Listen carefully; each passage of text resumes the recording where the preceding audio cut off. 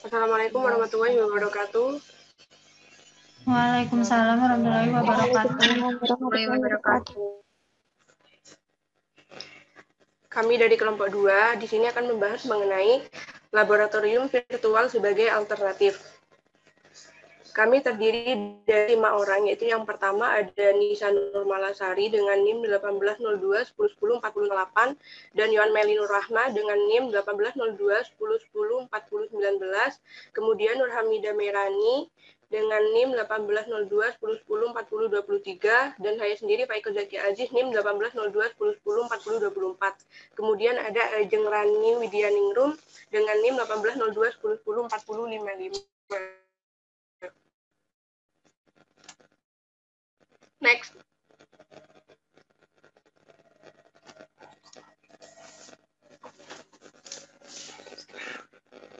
Next. Sebentar, cek keterangan.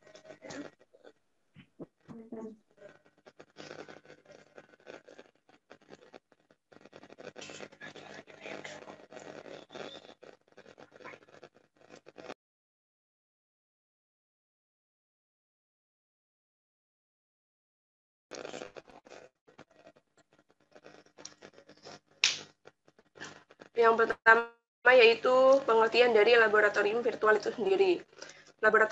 Laboratorium virtual ini merupakan salah satu produk inovasi media pembelajaran yang berbasis komputer dan teknologi yang dapat diterapkan di sekolah apabila sekolah tersebut telah menerapkan sistem teknologi informasi atau IT dalam proses pembelajarannya. Jadi secara luas yaitu virtual laboratorium ini adalah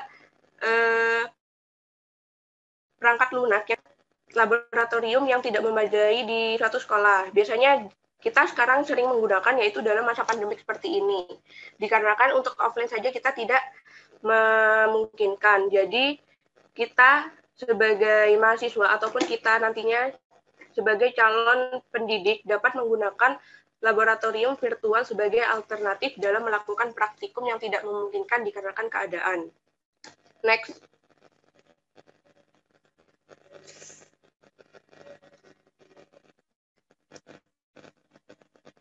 Next.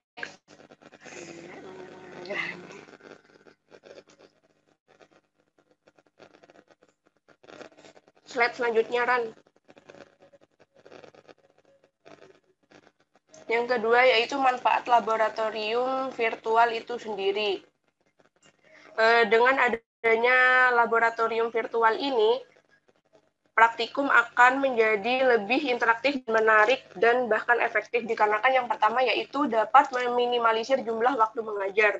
Dikarenakan di sini penggunaan online itu tidak banyak menggunakan waktu, yang mana biasanya hanya dibutuhkan peserta membuka perangkat lunak yang tersedia sebagai laboratorium virtual. Slide selanjutnya, Ran, belum selesai.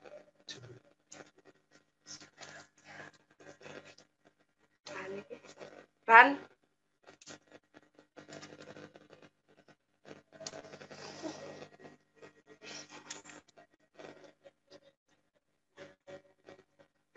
Yang kedua yaitu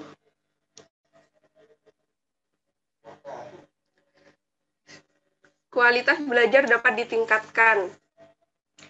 Yang mana kebanyakan siswa dalam praktikum offline itu mereka sangat malas dikarenakan harus menyiapkan bahan dan alat yang harus disediakan. Sedangkan untuk virtual laboratorium di sini peserta hanya cukup dengan masuk ke dalam perangkat lunak yang tersedia. Jadi banyak waktu yang digunakan untuk mereka mempelajari apa-apa yang dibutuhkan dalam materi praktikum yang akan dipraktikumkan. Yang ketiga yaitu proses belajar mengajar dapat dilakukan di mana saja dan kapan saja.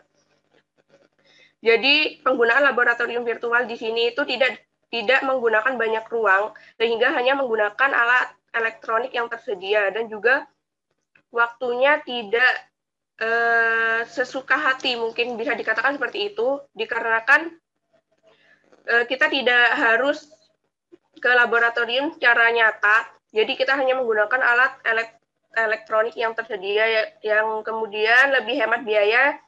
Kenapa bisa dikatakan lebih hemat biaya? Dikarenakan di sini kita tidak harus membeli atau menyiapkan alat dan bahan untuk praktikum, dikarenakan dalam perangkat lunak yang tersedia sudah disediakan secara virtual, yaitu alat dan bahan yang digunakan. Jadi tidak perlu mengeluarkan biaya sepeser pun. Next.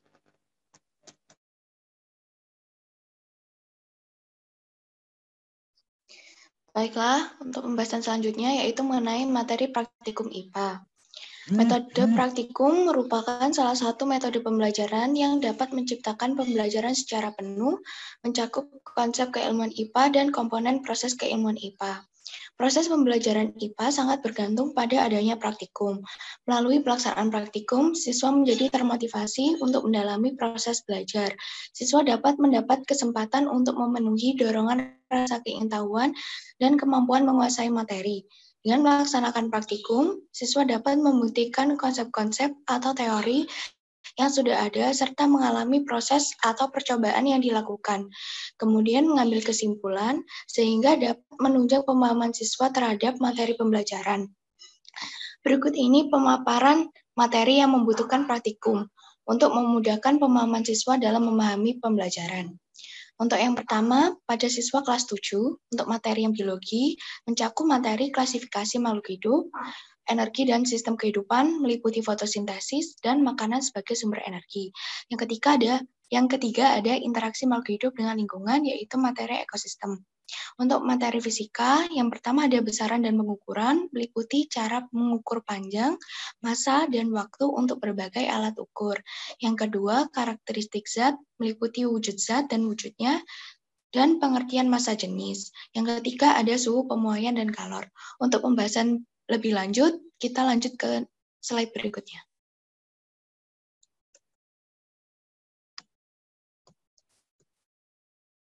Untuk materi yang pertama yaitu klasifikasi makhluk hidup.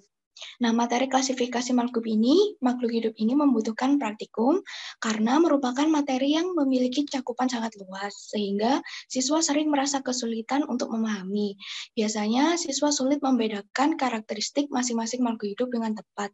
Untuk itu, praktikum dengan menggunakan mikroskop memudahkan pengklasifikasian makhluk hidup, karena siswa dapat mengamati perbedaan jaringan penyusun makhluk hidup melalui mikroskop. Selain itu, penggunaan mikroskop perlu diajarkan sejak awal, sehingga siswa dapat menggunakannya dengan baik dan benar pada kegiatan praktikum yang lainnya. Untuk materi energi dan sistem kehidupan. Setelah memahami jaringan pada makhluk hidup, siswa diarahkan untuk memahami proses menghasilkan energi dari makhluk hidup. Seperti tumbuhan contohnya yang menghasilkan energi melalui fotosintesis. Proses fotosintesis lebih mudah dipahami oleh siswa dengan melakukan praktikum. Siswa mengerti awal mula terbentuknya energi hingga hasil dari perubahan energi tersebut. Selain itu, materi ini juga mencakup tentang makanan sebagai sumber energi pada manusia. Untuk itu, siswa perlu diberi penanaman materi melalui praktikum uji kandungan zat makanan. Hal ini bertujuan agar siswa mampu mengidentifikasi zat apa yang baik bagi tubuhnya sebagai penghasil energi. Yang ketiga, materi interaksi makhluk hidup dengan lingkungan. Proses interaksi makhluk hidup dengan lingkungannya dapat dipahami dengan baik melalui pengamatan respon makhluk hidup terhadap perubahan dan rangsangan dari lingkungan.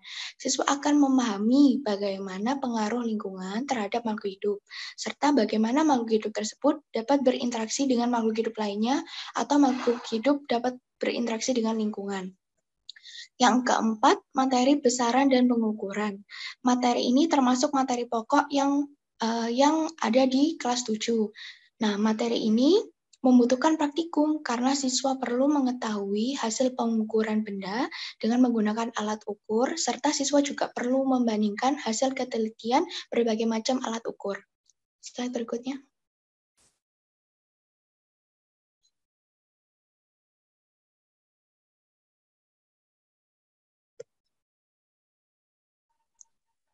Selanjutnya yaitu materi kelima, karakteristik zat.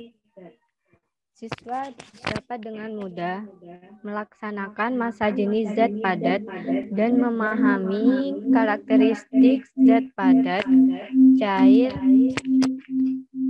dan gas dengan melaksanakan praktikum. Siswa juga diajak untuk melakukan uji larutan asam, basa, dan garam yang ada dalam kehidupan sehari-hari, sehingga siswa nantinya dengan mudah mengenali karakteristik masing-masing zat dan membedakannya. Materi yang keenam yaitu suhu, pemuaian, dan kalor. Siswa dapat dengan mudah mengetahui pengaruh suhu terhadap pemuaian serta menghitung peningkatan kalor melalui praktikum. Karena kalor tidak dapat diamati secara langsung, siswa dapat mempelajarinya melalui fenomena pemuaian dan menghitung banyak kalor yang dibutuhkan dari percobaan yang diberikan. Yang ketujuh yaitu struktur dan fungsi jaringan tumbuhan. Praktikum perlu dilaksanakan dengan materi ini karena siswa jaringan tumbuhan. Siswa selain itu akan lebih mudah membedakan bentuk masing-masing jaringan pada sel tumbuhan melalui pengamatan mikroskop. Dalam materi ini, siswa juga akan lebih memahami materi difusi dan osmosis pada jaringan, serta memahami proses kapilaritas dengan percobaan menggunakan tanaman pacar air. Yang kedelapan yaitu sistem pencernaan pada manusia. Siswa diajak untuk mengamati kandungan zat yang ada dalam makanan dengan pengujian zat-zat pada makanan.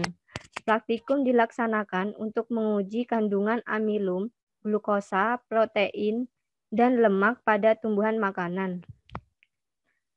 Selanjutnya yaitu yang kesembilan, pernapasan pada manusia. Siswa diajak untuk mengamati kandungan zat yang ada dalam makanan dengan pengujian zat-zat pada makanan.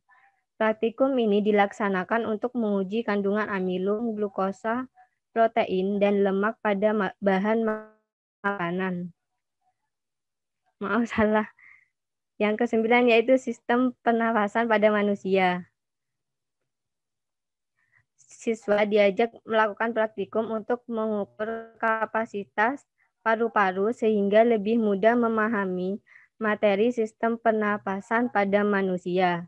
Yang ke-10 yang dalam materi pesawat sederhana, siswa diminta untuk membuat alat atau media pembelajaran yang menggunakan prinsip pesawat sederhana. Jadi kegiatan ini akan mengembangkan kreativitas siswa serta membuat siswa lebih memahami materi tersebut. Yang materi ke-11 yaitu getaran dan gelombang. Materi getaran dan gelombang kan materi yang sederhana matang. Untuk itu siswa diajak untuk melakukan praktikum dengan tujuan siswa dapat memahami konsep getaran dan gelombang serta mengenal jenis-jenis getaran dan gelombang dalam kehidupan sehari-hari. Yang ke-12 yaitu rangka dan otot manusia. Dalam materi ini siswa diajak untuk mengamati struktur rangka dan otot manusia. Dengan begitu, siswa tidak hanya mengingat, namun mengetahui peran masing-masing rangka dan otot dengan benar.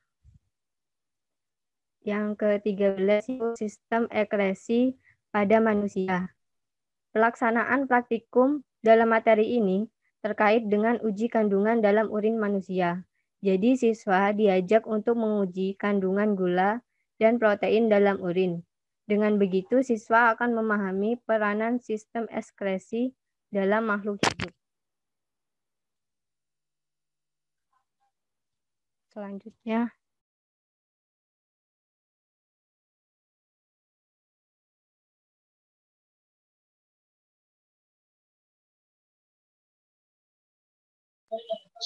untuk selanjutnya yaitu yang ke-14 adalah pewarisan sifat. Dalam materi pewarisan sifat, siswa diminta untuk menentukan gen dominan dan resesif. serta sifat yang diturunkan makhluk hidup melalui praktikum. Nah, praktikum ini biasanya dilaksanakan dengan bantuan kancing genetika, sehingga siswa lebih mudah memahami pewarisan sifat. Siswa juga dapat menentukan perbandingan genotip dan fenotip dengan metode yang lebih menyenangkan selain dengan menghitung dan menuliskan di papan. Kemudian yang ke-15 yaitu bioteknologi. Untuk memudahkan pemahaman siswa terkait materi bioteknologi ini, siswa diajak untuk melakukan praktikum bioteknologi konvensional yang mudah dilakukan, misalnya dengan membuat tempe, tape, atau yogurt. Siswa akan lebih memahami mikroorganisme dan dapat memberikan manfaat bagi kehidupan dan perkembangan teknologi. Kemudian yang ke-16 adalah sebenarnya yang ke-16 itu sumber rangkaian transmisi listrik. Kegiatan praktikum ini merupakan salah satu cara untuk melaksanakan dengan lebih menyenangkan, terutama untuk pembelajaran materi yang berat, seperti listrik dinamis dan statis. Siswa dapat membuat rangkaian listrik dan mengukur arus serta tegangannya yang diperlukan dalam rangkaian listrik. Hal ini diperlukan agar siswa memahami mengenai tegangan listrik dan lebih berhati-hati terhadap benda yang memiliki tegangan listrik tinggi. Kemudian yang 17 yaitu kemagnetan. Materi kemagnetan memerlukan praktikum dalam pembelajaran agar siswa dapat membuat magnet dengan menggunakan bahan sederhana. Selain itu, dengan praktikum, siswa dapat memahami materi hukum Kirchhoff lebih dalam dengan mengamati penerapannya secara langsung pada sifat kemagnetan. Next.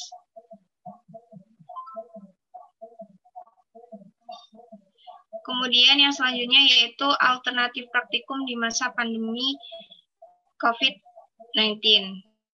Dalam pembelajaran IPA di SMP perlu adanya kegiatan praktikum. Nah, karena dengan adanya kegiatan praktikum ini, siswa akan lebih dapat menguasai konsep materi yang diajarkan dengan terlibat secara langsung dalam praktikum tersebut. Selain itu, siswa juga akan mendapatkan pengetahuan yang secara nyata karena siswa sendiri melakukan praktikum. Banyak pembelajaran di sekolah yang tidak memungkinkan untuk dilakukannya kegiatan praktikum karena alasan-alasan tertentu. Salah satunya dikarenakan adanya pandemi seperti saat ini. Alternatif atau solusi dilaksanakan kegiatan praktikum di masa pandemi COVID-19 yaitu dengan menggunakan virtual lab. Di mana penggunaan virtual lab dalam pembelajaran di sekolah sudah tidak asing lagi saat ini karena sudah banyak yang menggunakannya. Penggunaan virtual lab dianggap sebagai solusi dari kegiatan praktikum yang tidak dapat dilaksanakan secara langsung karena virtual lab ini juga memiliki beberapa keunggulan.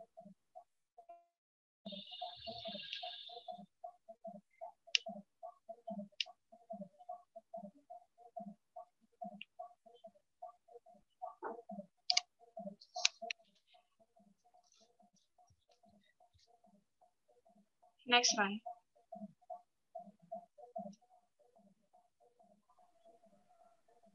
Selanjutnya, kelebihan dari lab virtual. Lab virtual dikatakan sebagai alternatif praktikum di masa pandemi saat ini karena memiliki beberapa kelebihan.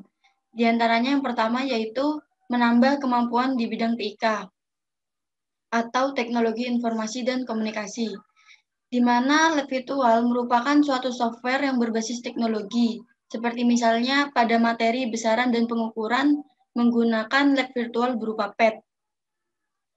Pada praktikum ini, selain siswa melakukan praktikum, siswa juga menjalankan operasi software PET tersebut, di mana secara tidak langsung kemampuan siswa di bidang TIK ini semakin berkembang. Yang kedua yaitu berkesempatan bereksperimen, di mana siswa memiliki kesempatan dalam bereksperimen dengan simulasi pada lingkungan sekitar.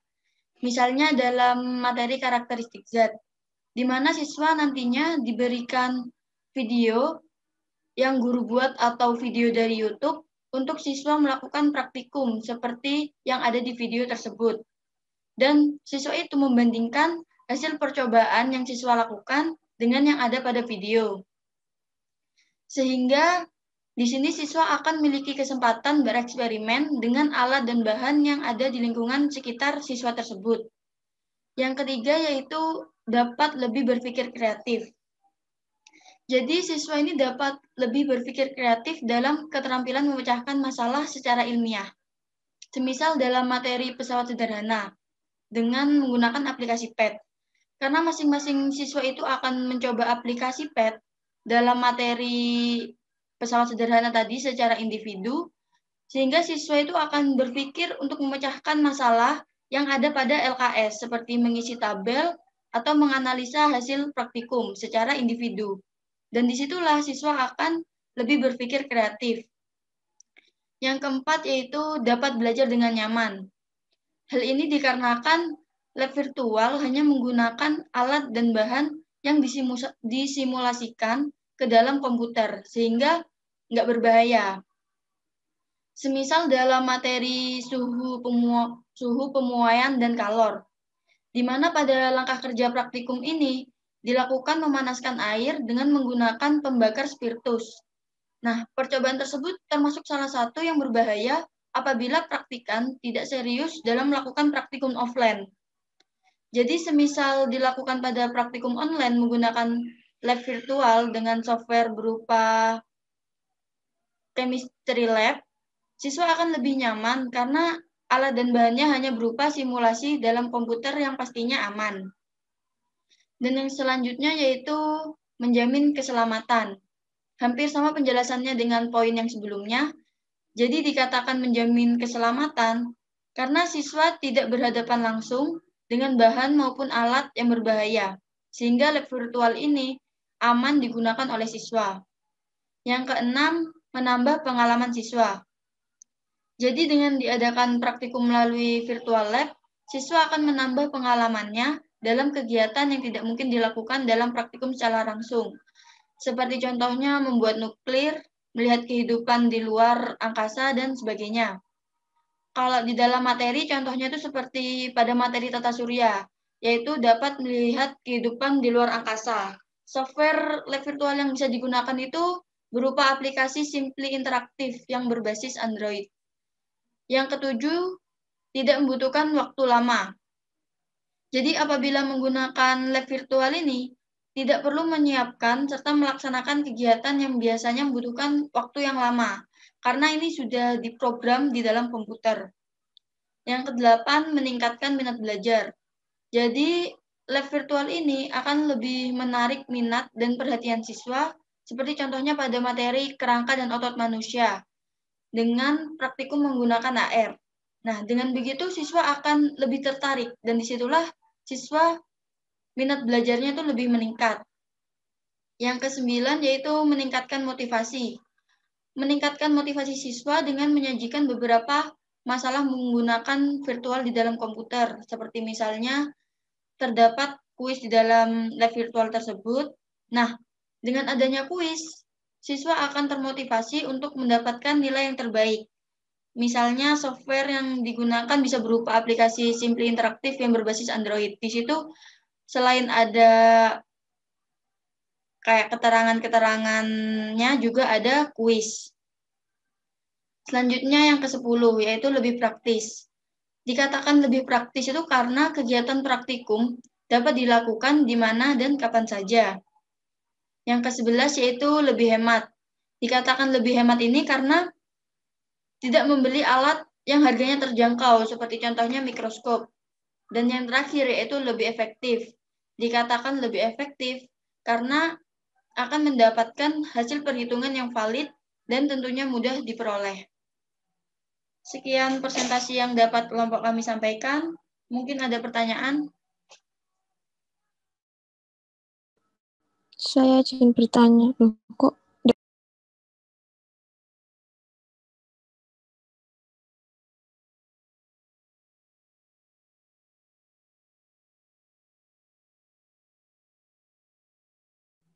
Ya, silakan Windy.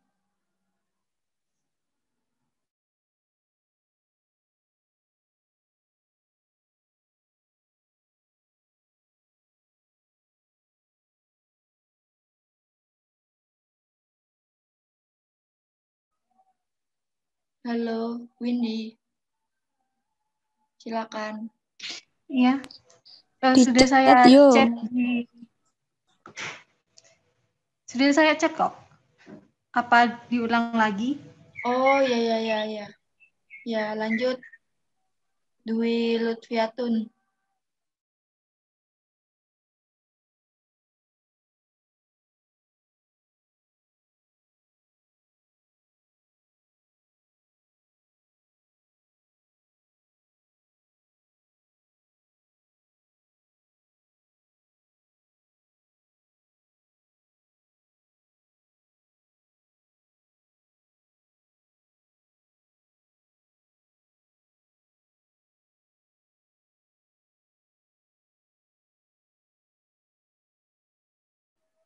Ya, selanjutnya Safira. Oh, Estian Ega.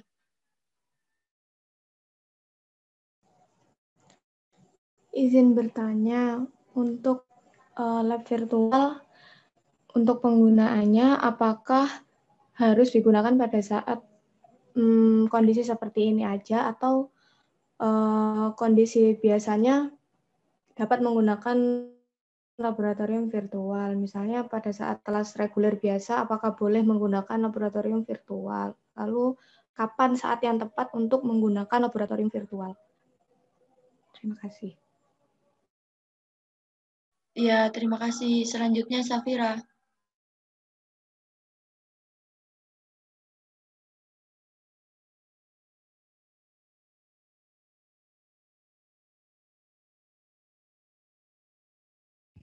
Safira gak jadi.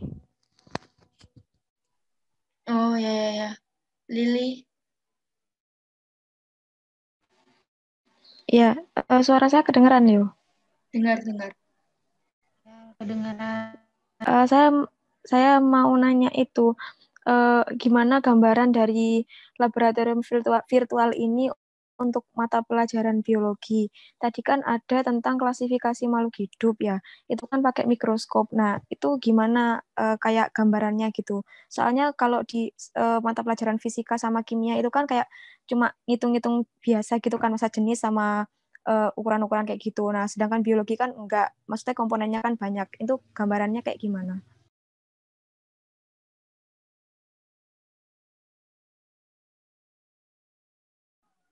Ya, terima kasih.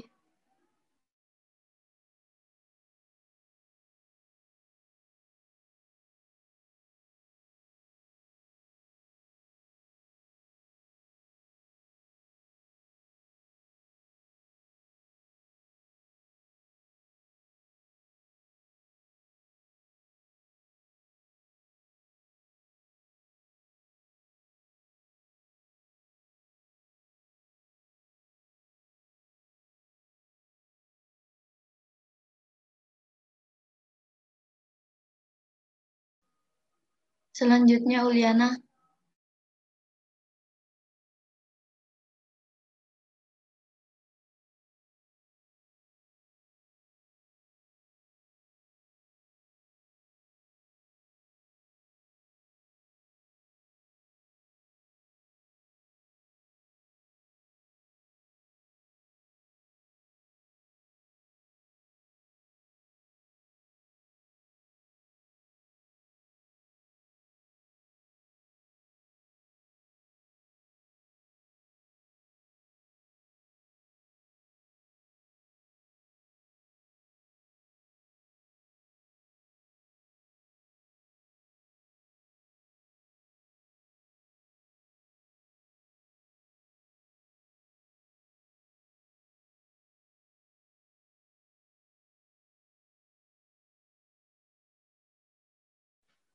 Uliana, apakah nggak jadi bertanya? Kami buka sesi 5 pertanyaan.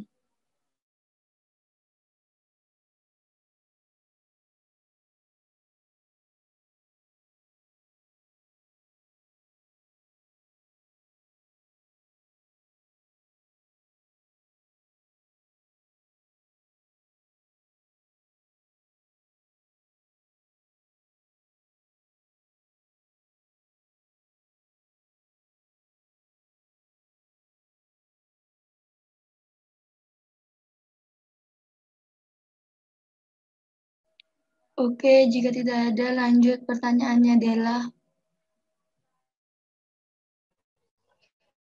Saya izin bertanya, apakah dengar suara saya? Dengar. Tadi kan disebutkan kelebihan virtual lab. Apakah ada kekurangan atau kelemahan pada virtual lab? Tolong disebutkan. Terima kasih. Iya, sama-sama. Izin buat diskusi dulu ya kelompoknya kami. Makasih. Iya.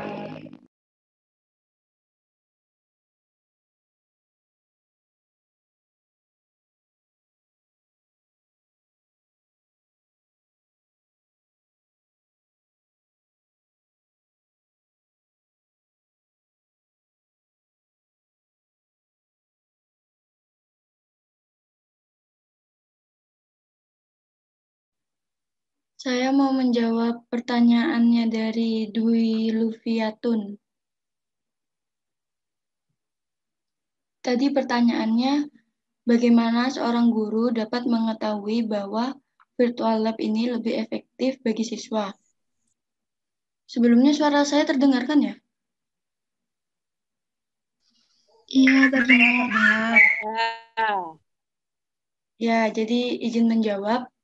Jadi dilihat dari kelebihan-kelebihan yang ada pada lab virtual tadi yang saya dijelaskan, itu dapat dikatakan bahwasannya lab virtual ini efektif digunakan bagi siswa di masa pandemi. Selain itu, saya juga menemukan jurnal dari Riset Teknologi dan Inovasi Pendidikan itu tahun 2020 tentang pengaruh pembelajaran daring berbantuan laboratorium virtual terhadap minat dan hasil belajar kognitif fisika.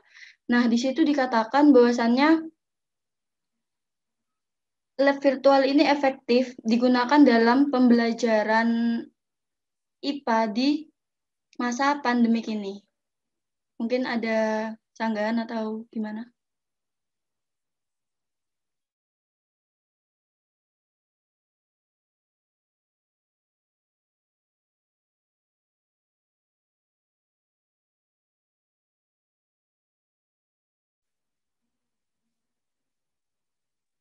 Dwi Lukviatun, gimana?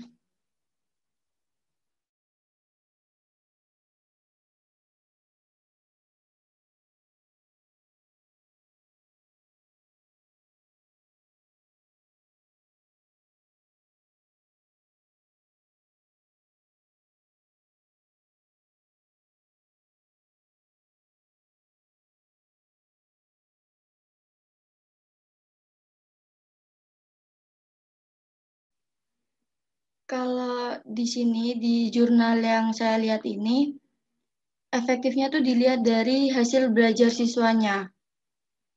Dan di situ hasilnya itu dengan menggunakan lab virtual ini, daripada nggak ngadain praktikum itu, hasilnya lebih bagus menggunakan lab virtual. Dan di situ, di kesimpulannya itu dibilang efektif.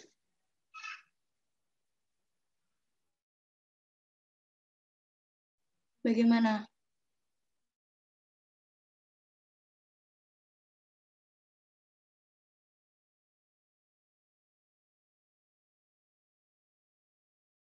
Ya, sama-sama.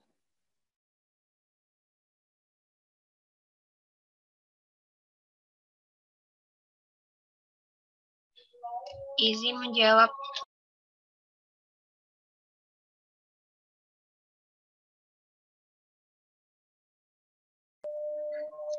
Saya izin mau menjawab pertanyaannya Windy.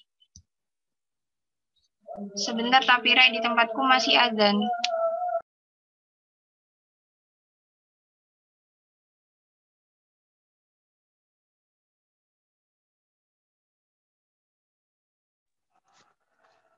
Kalau gitu, saya izin menjawab pertanyaan dari Lili. Apakah suara saya bisa didengar? Ya, Sok, silakan. Tadi pertanyaannya yaitu bagaimana gambaran dari praktikum mikroskop di bidang biologi. Jadi sebenarnya laboratorium virtual di sini tuh nggak melulu di situ menggunakan suatu APK yang memang didesain untuk praktikum, contohnya seperti PET. Jadi nggak melulu seperti itu. Bisa dilihat dari praktikum yang biasanya kita lakukan, yaitu yang mana di situ ada melalui Zoom, terus kemudian di situ di-share dengan video-video yang sudah dipraktikumkan oleh asisten sendiri, itu juga termasuk sebagai virtual lab, yang mana virtual lab itu sebenarnya kayak kita praktikum tidak langsung ke laboratoriumnya secara langsung gitu. Nah, untuk praktikum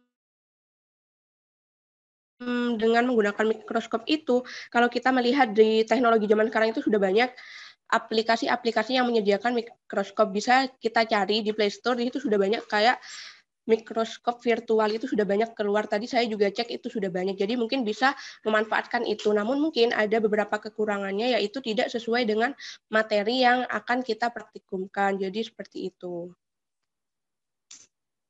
Ya, makasih Pak Eko cantik. Iya, sama-sama Lili yang cantik.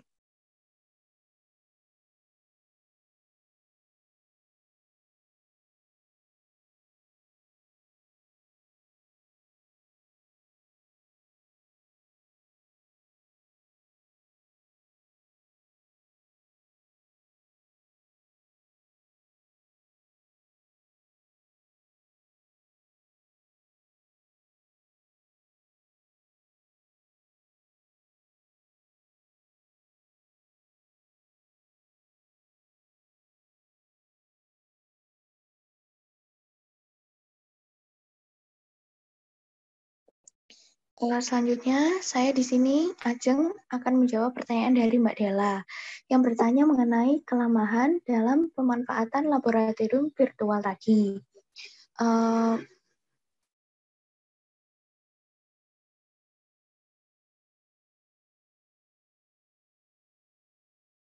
Ya, sebentar masih ada suara motor ya.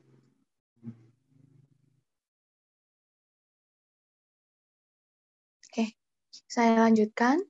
Nah, yang pertama itu kelemahannya, peserta didik itu kan harus perlu online dulu.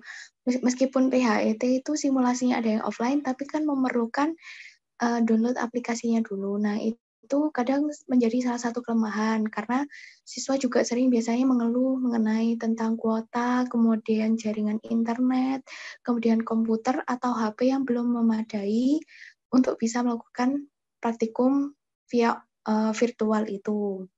Nah, yang kedua itu adanya keterbatasan pengetahuan baik dari siswa maupun guru untuk bisa memahami tata cara melakukan praktikum. Itu biasanya kan PHET itu ada yang bahasa Indonesia, ada yang bahasa Inggris. Tapi kebanyakan bahasa Inggris, dan itu kadang baik siswa maupun guru masih sering kesulitan dalam memahami tata caranya. Nah, yang ketiga kelemahannya yaitu kurangnya pengalaman siswa secara real di dalam laboratorium nyata. Sehingga siswa itu sering nanti ketika terjun ke lab yang nyata, lab yang offline itu siswa sering mengalami kesulitan dalam merangkai alat atau mengoperasikan, sehingga ya siswa itu hanya bisa mengoperasikan via komputer gitu. Meskipun kadang-kadang ada yang ketika kita melakukan praktikum secara virtual, kita juga memerlukan kemampuan untuk menganalisis atau menyusun data. Yang keempat, laboran virtual lab ini kan juga tidak memberikan pengalaman yang secara nyata gitu. Jadi siswa mungkin nanti ketika terjun di lab yang offline, yang lab yang benar-benar lab itu akan mengalami kesulitan. Terima kasih, mungkin ada sanggahan atau yang kurang jelas.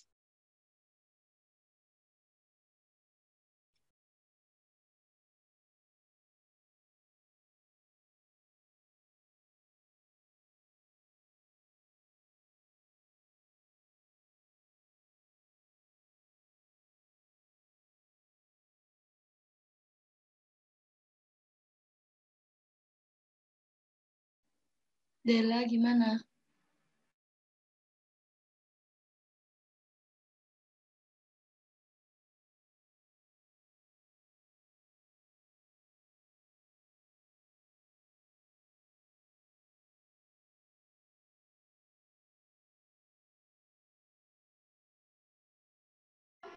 Sudah cukup, terima kasih.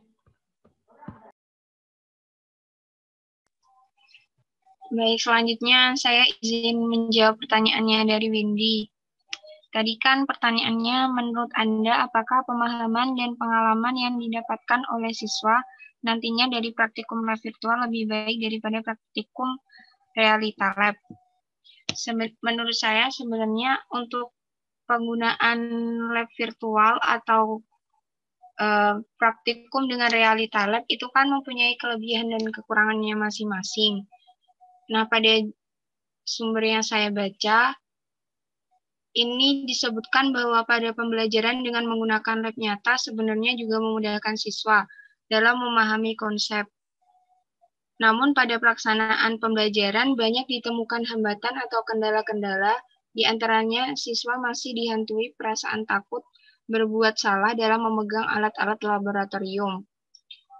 Kemudian di dalam sumber yang saya baca ini juga disebutkan bahwa siswa yang diajar dengan menggunakan lab virtual memperoleh prestasi yang lebih baik dibandingkan dengan menggunakan lab nyata.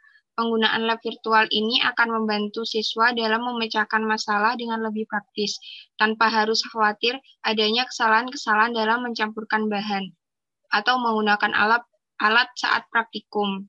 Kemudian dalam lab virtual ini, siswa hanya perlu mengoperasikan komputer dan melakukan sesuai prosedur percobaan sehingga tidak harus menuntut siswa memiliki gaya belajar yang kinestetik. Sedangkan pada lab nyata, siswa memerlukan praktikum sehingga diperlukan keahlian dalam melakukan praktikum dan dituntut memiliki skill awal yang lebih tinggi. Nah, jadi berdasarkan sumber yang saya baca, saya menyimpulkan bahwa sebenarnya lebih untuk pengalaman dan pemahaman akan lebih efektif jika menggunakan ini, praktikum realita lab dibandingkan dengan praktikum lab virtual. Karena pada praktikum realita lab kan siswa lebih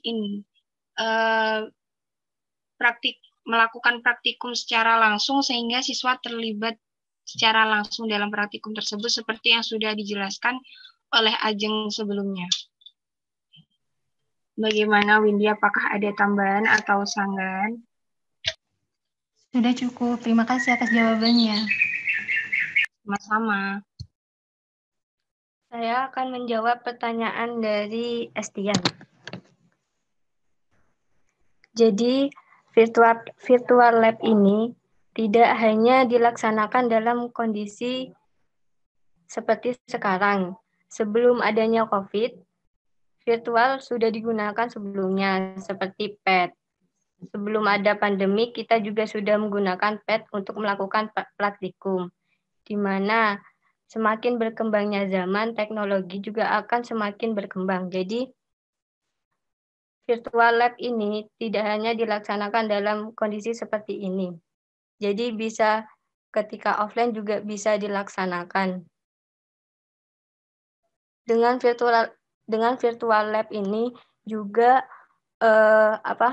sekolah-sekolah yang memiliki keterbatasan pada sumber daya dan ruang dalam laboratorium yang nyata itu dapat ketinggalan gitu loh pelajarannya. Jadi agar tidak ketinggalan bisa menggunakan virtual lab ini. Gimana Estian? Iya, baik. Terima kasih jawabannya. Ya, sama-sama. Sekian presentasi yang dapat kelompok kami sampaikan. Kurang lebihnya mohon maaf. Wassalamualaikum warahmatullahi wabarakatuh. Waalaikumsalam Waalaikumsalam warahmatullahi wabarakatuh.